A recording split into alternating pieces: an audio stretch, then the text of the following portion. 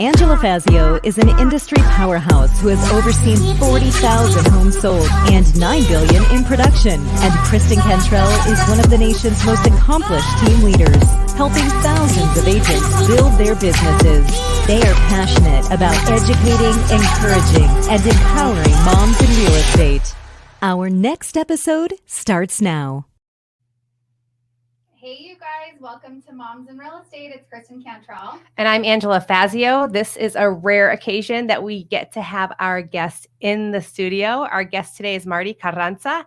We are in Chandler, Arizona. She lives in Queen Creek. Yep. And Mardy is an influencer, a mother of two, a baseball wife, a realtor, and an investor. And you guys, she has such a great story to share with us and a huge curveball that came into her life recently. So Mardy, get us started and tell us a little bit about yourself.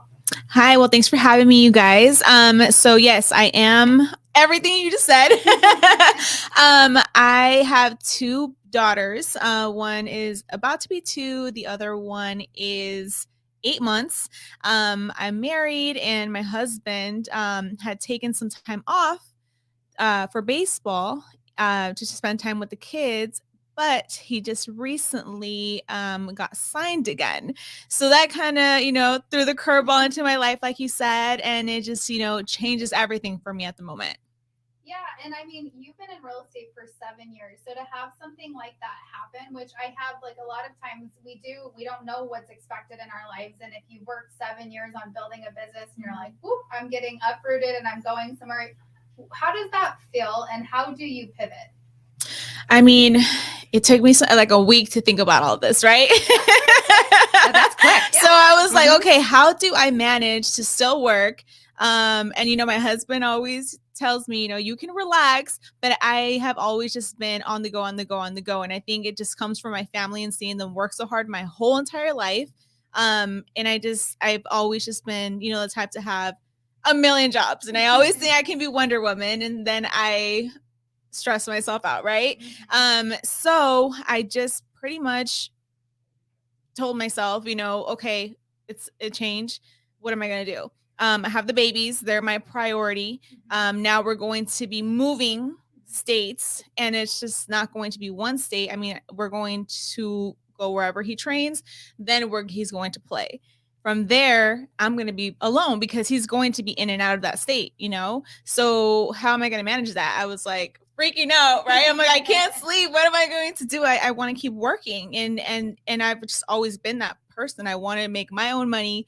I want to, do my own thing. And so, we talked, Kristen, I get a little nervous on podcasts. Always. That's perfectly normal. So I'm like, I'll be fine. Then I get a little nervous. But anyway, Well, we were talking about referrals. Yeah. Well, that too. But even let's go back a minute, because every woman can relate to exactly what you said, where you just feel like, I can take on the world. I can do everything. And we get like so overwhelmed and I can't talk either.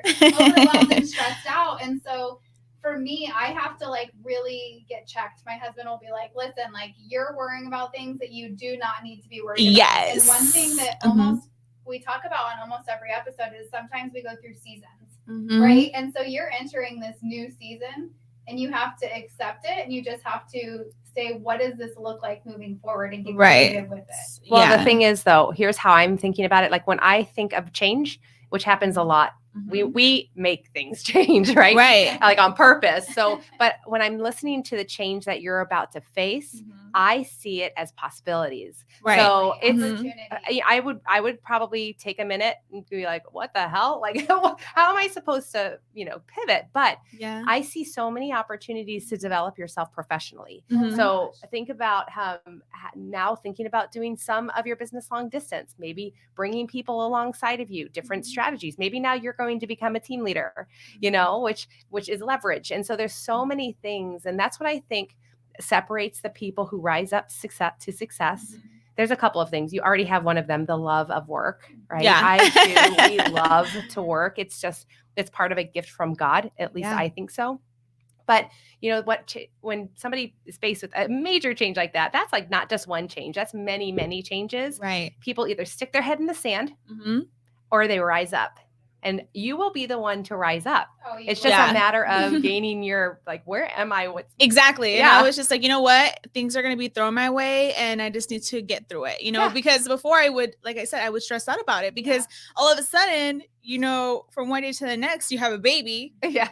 You know, it's like literally one day to the next. And then boom, I have another one. And I'm just like, whoa, like, my life is so different now. So, you know, I told myself, I just need to take it a day at a time. And everyone tells you that, but you don't really realize how important it is to take a day at a time and everything at the end of the day. And my husband told me this. He always tells me this. He's like, you have been stressing out about, you know, what you want to do and that you don't have time, but it always works out. It has always worked out. So, you know, you just have to remind yourself, you know, it might not work out right now, but it will. Well, think about it. You're going to be moving and you don't know where yet and exactly how that's going to look or what's the other place too.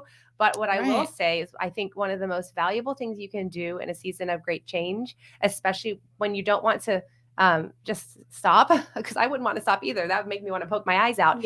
Is one of the things is going to be finding really strong partners and people around you to understand what you're going through and understand what you want to accomplish and won't criticize you for wanting to continue to accomplish. You'll get people criticizing you saying, what is your problem? Like, just chill. Why are you so, I don't, what do people use? Stupid words. Like, why are you so driven? Hello, I was born that way. Well, another thing, like once I had kids, I had lost clients because they're like, well, you have kids now. And I'm like, well, that doesn't mean I'm not working. I need money.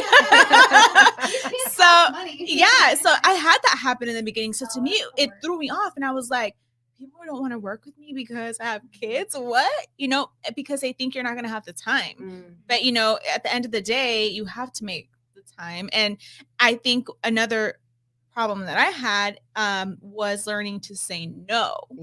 Because I was like, yes, whatever you want. But then I wasn't respecting my time and then my family's time. So I had to learn to just be like, look, this is what we can do. Let's work around this. And people respect that. But I thought people wouldn't because everybody would just jump on things. And that's what I was used to. Well, one of the things we talk to so many women in real estate. Hello. But one of the things that's probably going to happen is we talked about this a long time ago with somebody.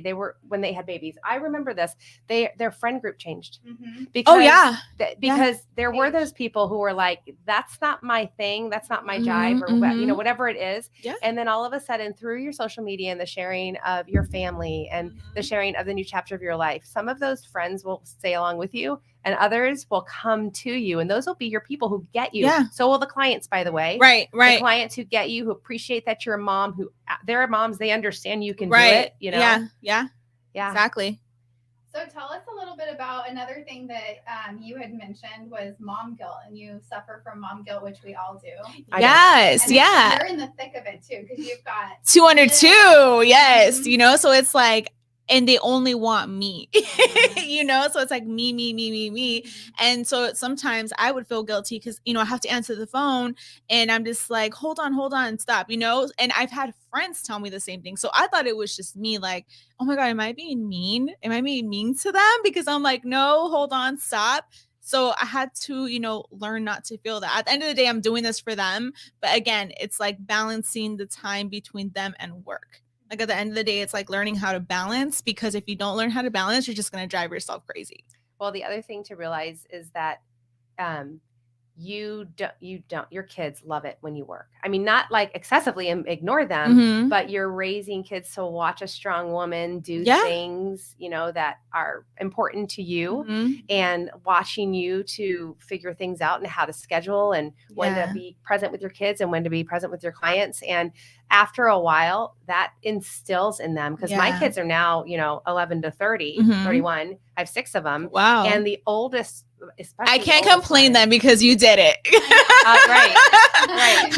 Yeah, my oldest one now, I have 2 grandchildren. She literally now gets it. And she's like, thank you so much for the way that you made an example of all these kinds of things. My husband and my relationship, the way that you worked and things like that, the way that you treated us, right? Yeah. So that helps with mom guilt too, knowing that when you're excellent in your life in many areas, that blesses your and children. They see it. Yeah, they see it, because even my little one now, I mean, she's going to be 2, and she gets on the phone. She has this little fake cell phone. She's like, hello, okay, bye. And I'm just like, is she learning that from me? Absolutely. Or she'll get on my computer and then she's just like typing, and I'm like, okay, little Miss Realtor, which I posted a video. I don't know if you guys saw a reel that I did of her. She got more likes than me, like doing a tour of a house. Oh yeah. So I said, okay, so let's use you for my realtors. That's actually one of the most awesome things about being a mom in real estate. Yeah. Is we can bring our kids into our business and teach them and let them be a part of it, so it's not so separated.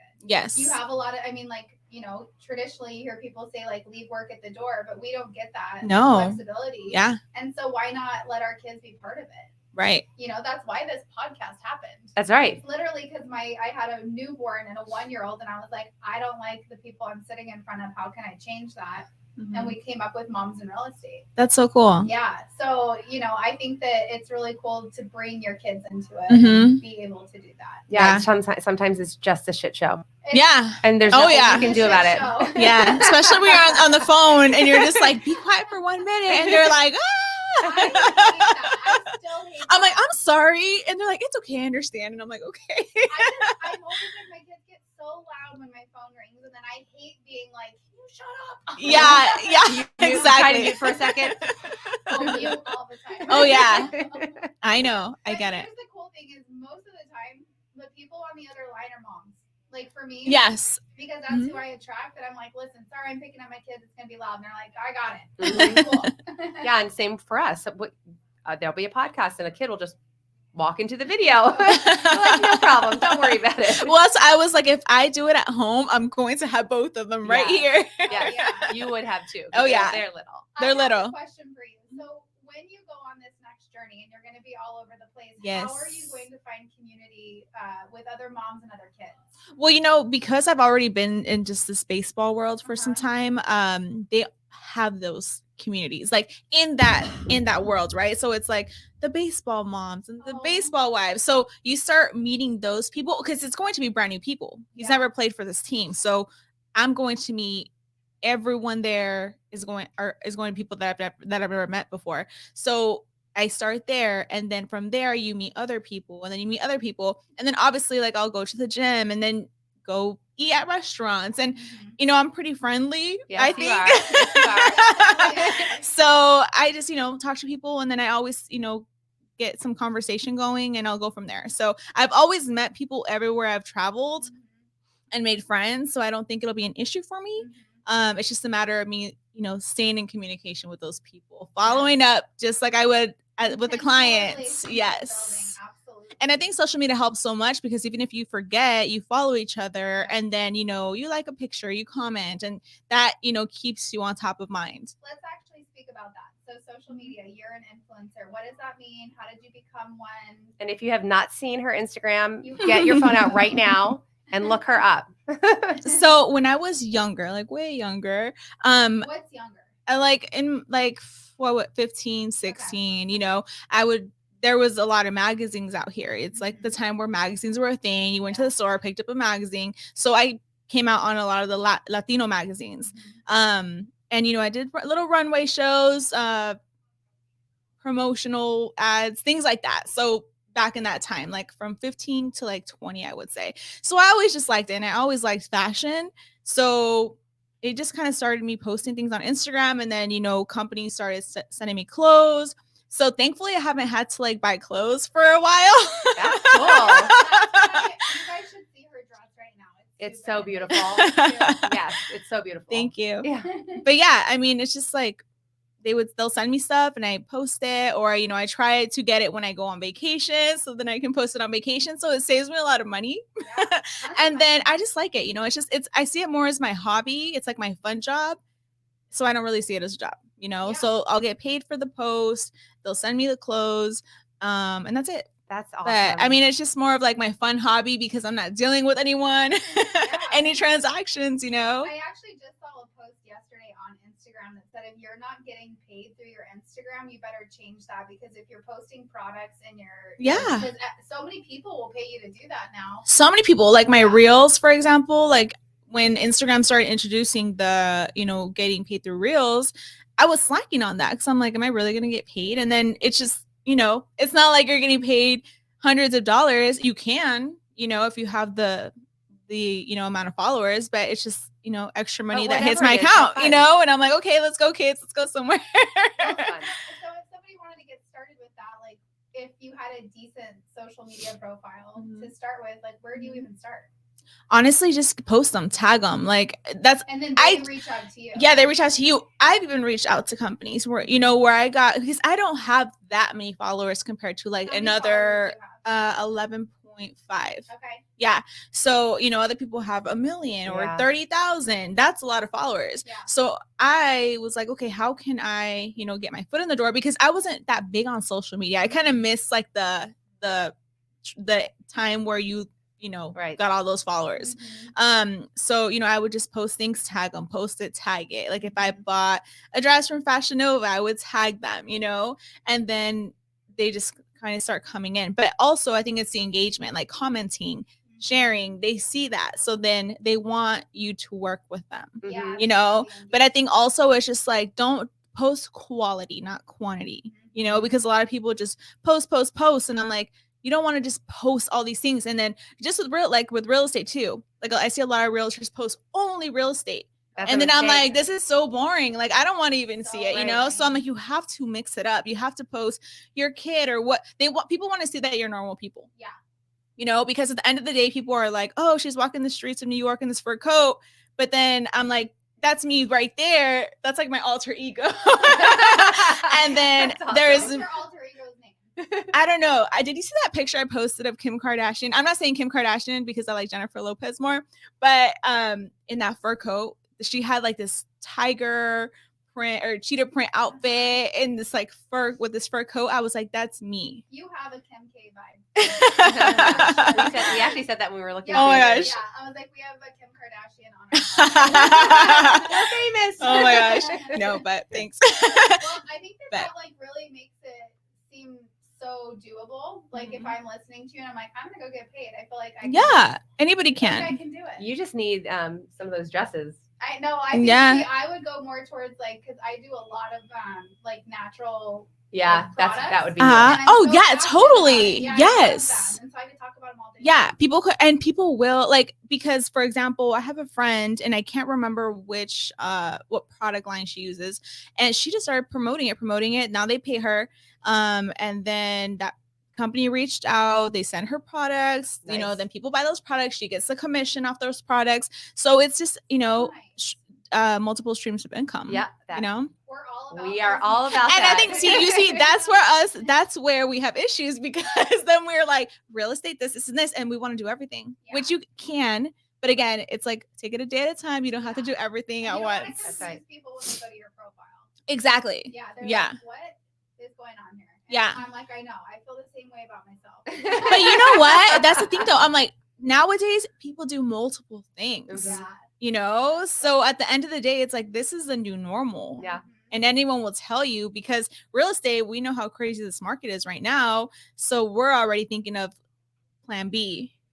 So I tell this story at our event Flourish, and I think it was 3 years ago. I was watching something or in a crowd somewhere, and this guy said, you should have 5 income streams that pay all of your bills. And I was literally like, that sounds impossible. 5 is a lot. 5 is a lot. But right? And in my head, I was like, okay, I got to have 5. My husband's got to have 5. We're going to have 10. And like, I'm going to get there. And at the time, I was her salaried employee.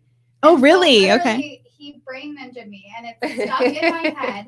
And now I think I have 7 income streams. Right? Wow, that's amazing. Yeah, that's awesome. But it was him, and it was like, I don't even know who he was. I don't even remember where I was. It was just whatever he said got in my head, and I was like, I'm gonna do that.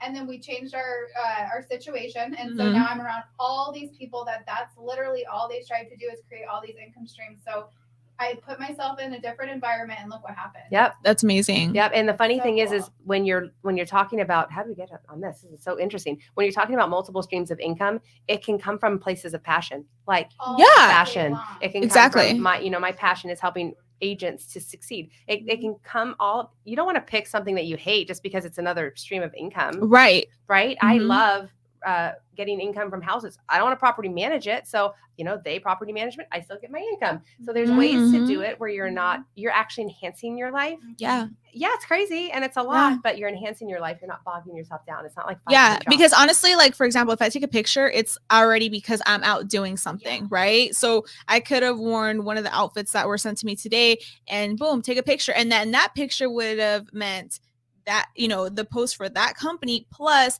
this is what I'm doing here with these people. So now you guys get the attention, they get the attention, everyone's like, I want to try and do everything they're talking about, and then we empower other people and just motivate them. So one post can mean so much. Which is nice. 100%. And it's so funny because you talk to like some of the younger generations and they're all about affiliate links. Like literally everyone's like, I mean, the younger generation's richer than all of us, I think. It's like $1 million YouTubers. I even talk to people like, even around my age or around 40, 50, whatever, and they'll be like, oh, that's like a pyramid scheme. I'm like, get with the time. No, I mean, that's like a thing now. I mean, think about it. You buy this product and then you get people to sign up, and then everybody signs up and then you make money, and people are making money. Oh, money. So it's just like, it's happening. One of my friends does Saint makeup and she makes awesome money. Yeah. Like, what is like it called? Random. Like it's just makeup. Okay, makeup. Yeah. So anyways, I love that subject. I go on and on, but I love your story. I think it's so awesome. And I think it's so many people get big changes thrown at them. And it's really it's not the end of the world. It's really just figuring out, okay, what does this look like now? And I think you're going to do absolutely. Thank you. I so agree. Like this could have been a totally different person with the same big change, not same big change, but a massive change. And it could have been like, oh man, this was such an upbeat conversation and so full of hope and possibilities. And that's what you have in your future. So thank you so much. Thank you For sharing all Thanks that. for having me. Absolutely. You guys, thanks for listening. And if you are a woman, and I hope you are if you're listening, and you are an entrepreneur of any sort, you need to come to our Flourish event. It happens twice a year. And all you have to do to find out some details, it's coming up soon, theflourishevent.com. We really want to see you there. Thanks for listening, you guys.